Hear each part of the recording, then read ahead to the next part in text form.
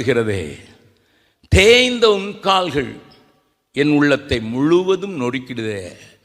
காணாத போன ஒரு ஆட்டை தேடி போய் அலைந்து கண்டுபிடிக்கும் அளவும், அப்படிதான் வசனம் சொல்லுது. இயேசு சொன்னார், கண்டுபிடிக்கும் அளவும் தேடி திரியானோ. ஓ,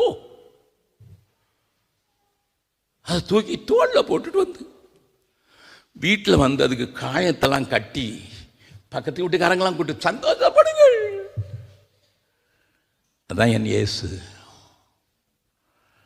அவர் கண்ணு உன் மேலே பட்டுச்சுன்னா, அவருடைய கால்களை களைத்து போயிருக்கிற அவருடைய கால்களை நீ பார்த்தா என்றால் உள்ளம் நொறுங்கும்.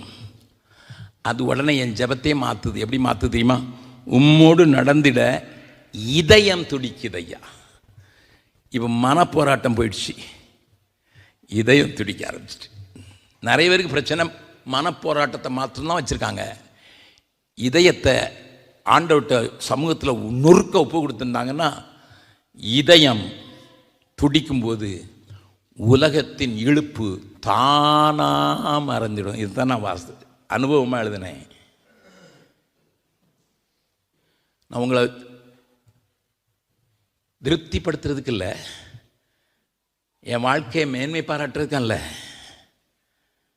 சிலருக்கு தெரியும், நான் தெரியாதவங்களுக்கு சொல்கிறேன். 53 வருஷத்தில் பல நாடுகளில் அறியப்பட்டவன் நான். பல 61 தேசங்களுக்கு ஆண்டவர் என்னை எடுத்து சென்றிருக்காரு. நான் இன்னைக்கு வரைக்கும் $1 கூட நான் கொக்கோ கோலா வாங்கி குடித்ததில்லை காணிக்கைகளத்தில். எல்லாம் ஊழியத்துக்கு போகுது. எனக்கு ஜெம்ஸ் சம்பளம் தர முடியாது, ஏன்னா நான் பொதுச் செயலாளர், சம்பளம் கொடுக்கக்கூடாது. எங்கள் சபையில் எவ்வளோ காணிக்க வருதுன்னு எனக்கு தெரியாது. இந்த சபையில் சாந்தனம் அப்படி தான் வாழ்ந்தார்னு எனக்கு தெரியும். எங்கே தமிழ்நாட்டுக்கு போனாலும் காசை தொடர்றதில்லை. அப்போ நீங்கள் எப்படி குடும்பத்தை நடத்துகிறீங்க? எங்கள் வீட்டுக்கு வந்து காணிக்க கொடுக்கறத வச்சு தான் போடுறது. என் பிள்ளைங்களுக்கு கொடுக்குறாங்க. நேற்று கூட ஒருத்தர் கையில்லாத பிள்ளைய வச்சுருக்கீங்களே, இந்தாங்கன்னு கொஞ்சம் காசு கொடுத்தாரு சுவிஸில். நான் சொன்னேன், பிரதர் தயவுசெய்து மன்னிச்சிங்க, இது நான் காசு ஊழியத்தை தான் கொடுப்பேன், பிள்ளை கொடுக்க மாட்டேன்.